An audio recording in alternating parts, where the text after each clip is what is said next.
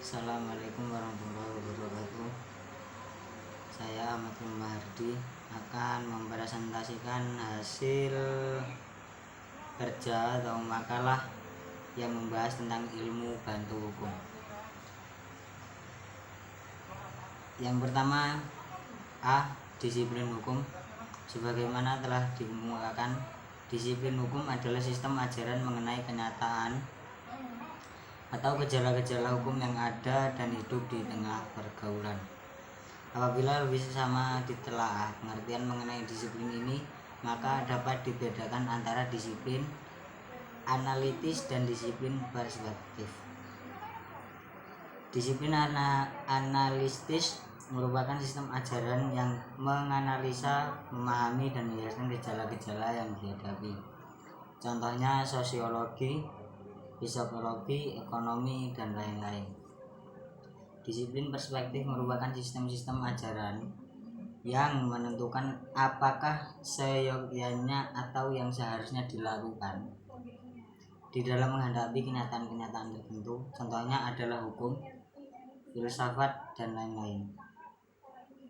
Maka jelaslah di sini sudah jelas kalau disiplin hukum itu merupakan disiplin yang perspektif atau berusaha menentukan apakah seyogyanya atau seharusnya dan patut dilakukan dalam menghadapi kenyataan. Jadi disiplin hukum itu perlu kita terapkan di dalam kehidupan, karena kalau kita di dalam hukum tidak disiplin, maka kita akan dapat sanksi atau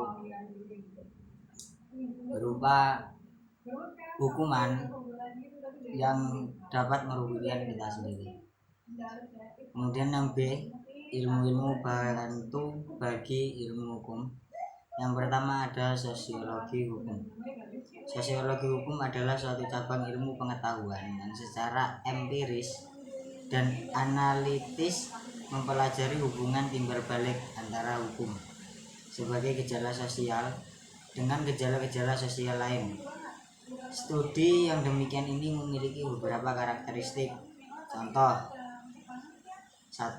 Sosiologi hukum bertujuan untuk memberi penjelasan terhadap praktek-praktek hukum seperti dalam pembuatan undang-undang, praktek peradilan, dan sebagainya.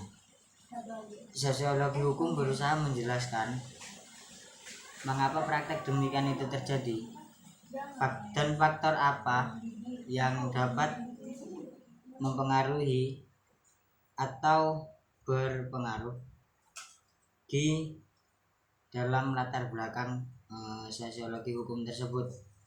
Dan sebagai cara ini oleh Max Weber dinamakan sebagai interpretative understanding yang tidak dikenal dalam studi hukum yang konvensional.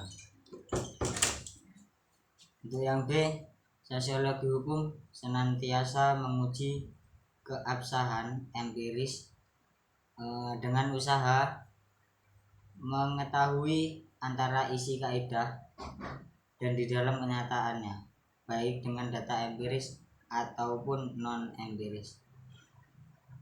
Untuk empiris ataupun non empiris itu dapat diartikan atau dapat dicari artinya di Google.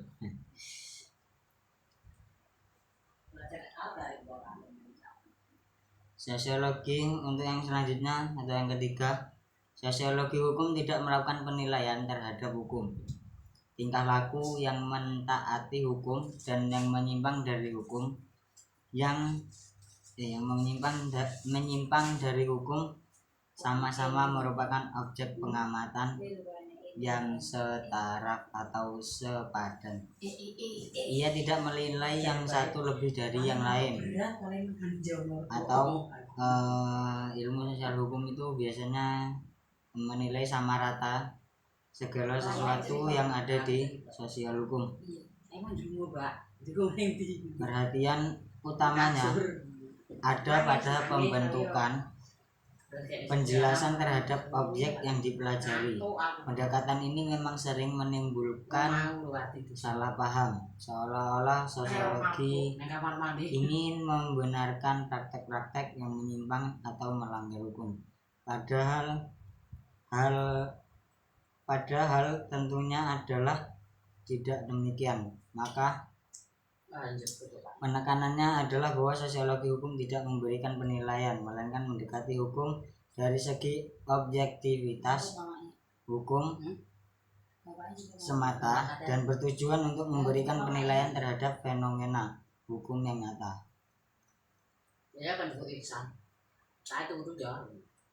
Untuk yang selanjutnya, antropologi hukum.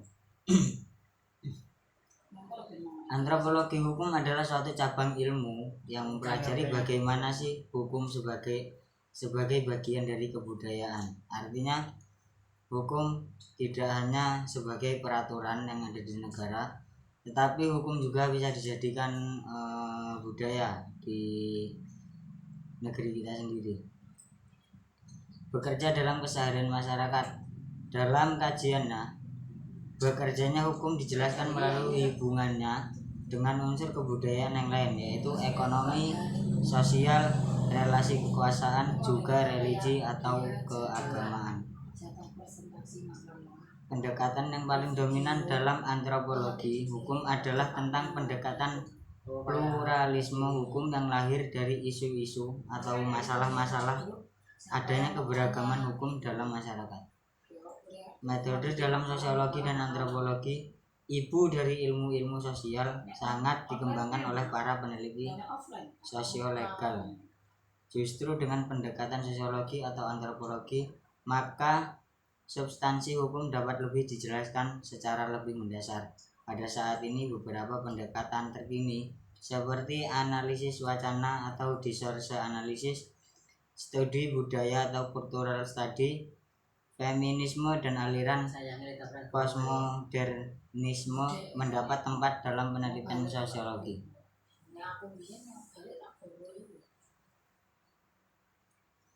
Untuk yang B, hukum dalam perspektif antropologi.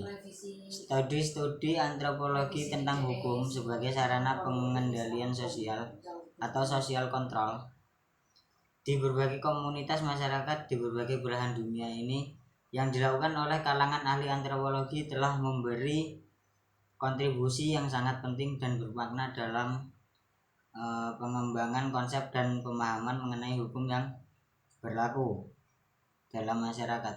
Hukum dalam perspektif antropologi dipelajari sebagai bagian yang integral dari kebudayaan secara keseluruhan, dan karena itu hukum dipelajari sebagai produk dari interaksi sosial yang dipengaruhi oleh aspek-aspek kebudayaan yang lain seperti politik, ekonomi, ideologi, religi atau keagamaan, struktur sosial, dan lain-lain.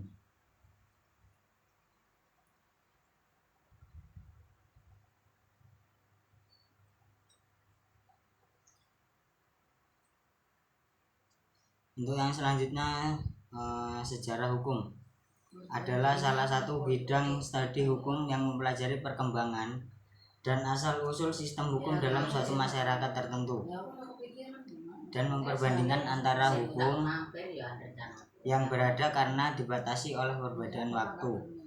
Sejarah hukum ini berkaitan dengan bangkitnya suatu pemikiran dalam hukum yang dipelopori oleh Savigny 1779 sampai 1861.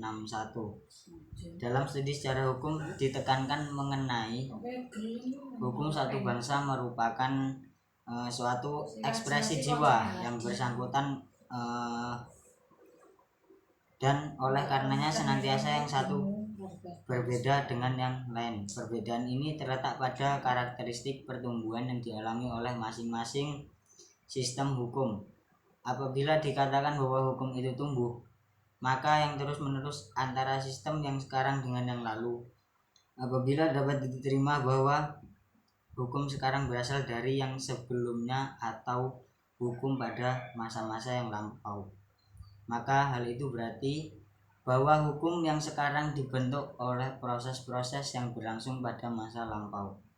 mengenali dan memahami secara sistematis proses-proses terbentuknya hukum, faktor-faktor yang menyebabkan dan sebagainya, memberikan tambahan pengetahuan yang berharga atau yang sangat penting untuk kita untuk memahami fenomena hukum dalam masyarakat. Misi ini dilakukan oleh cabang studi hukum yang dinamakan sejarah hukum.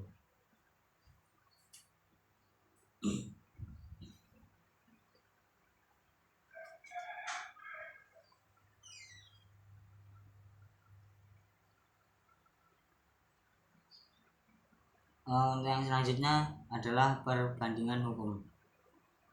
Perbandingan hukum adalah suatu metode studi hukum yang mempelajari perbedaan hukum antara negara yang satu dengan negara yang lain, atau membandingkan sistem hukum positif dari bangsa yang satu dengan bangsa yang lain. Contoh perbandingan hukum negara ini dengan negara tetangga Malaysia atau negara yang lain. Dilihat dari posisi yang demikian itu, orang akan mengatakan bahwa studi perbandingan hukum adalah studi tentang hukum asing. Namun mengumpulkan bahan-bahan perbandingan hukum barulah pada saat orang menggarap bahan-bahan yang terkumpul itu menurut arah tertentu, terjadi suatu studi perbandingan hukum. Rudolf de Schlesinger, itulah pokoknya ya, dalam bukunya Comparative Law 1959 mengemukakan bahwa perbandingan hukum merupakan metode penyelidikan dengan tujuan untuk memperoleh pengetahuan yang lebih mendalam tentang bahan hukum tertentu. Untuk selanjutnya, ilmu-ilmu kenyataan tentang hukum. Hukum sebagai kenyataan, ia menghidupkan dalam pergaulan hidup manusia dan tercermin dalam bentuk sikap tindak warga masyarakat tersebut. Itu untuk ilmu-ilmu kenyataan tentang hukum. Kemudian selanjutnya filsafat hukum. Filsafat hukum adalah ilmu pengetahuan yang mempelajari pertanyaan-pertanyaan mendasar dari hukum atau ilmu pengetahuan tentang hakikat hukum yang dikemukakan dalam ilmu ini tentang dasar-dasar kekuatan mengikat dari hukum. Berarti filsafat hukum itu dapat dikatakan ilmu yang dia mempelajari tentang bagaimana sih hukum itu mengikat dalam organisasi atau suatu perkumpulan masyarakat. Filsafat hukum membicarakan tujuan atau akhir hukum dan keadilan dianggap sebagai tujuan tertinggi. Nah, di sini filsafat hukum berarti tujuan yang paling tinggi atau tujuan akhir yang paling tinggi adalah keadilan. Jelas, karena keadilan mutlak yang dituntut, maka usaha-usaha filsafat hukum telah dulu maupun sekarang diarahkan untuk menemukan sebuah sistem hukum yang paling cocok bagi pencapaian keadilan mutlak.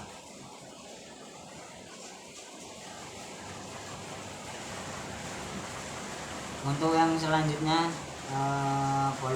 politik hukum. Masyarakat yang teratur senantiasa memiliki tujuan untuk mensejahterakan warganya. Sebagai misal, politik hakikatnya adalah sarana untuk mencapai tujuan tersebut, yang untuk itu dilalui proses pemilihan umum. Oleh karenanya, politik adalah aktivitas pemilihan tujuan tertentu. Dalam hukum dijumpai keadaan yang sama. Hukum yang berusaha memilih tujuan dan cara mencapai tujuan tersebut adalah termasuk bidang politik hukum. Jelaslah bahwa politik hukum adalah disiplin hukum yang mengkhususkan dirinya pada usaha memerankan hukum atau menjalankan hukum tersebut dalam mencapai tujuan yang dicita-citakan oleh masyarakat tertentu. Jadi itu tadi sedikit penjelasan tentang beberapa ilmu bantu hukum yang dapat saya sampaikan. Mungkin cukup sekian dapat saya sampaikan. Saya Heri. Wassalamualaikum warahmatullahi wabarakatuh.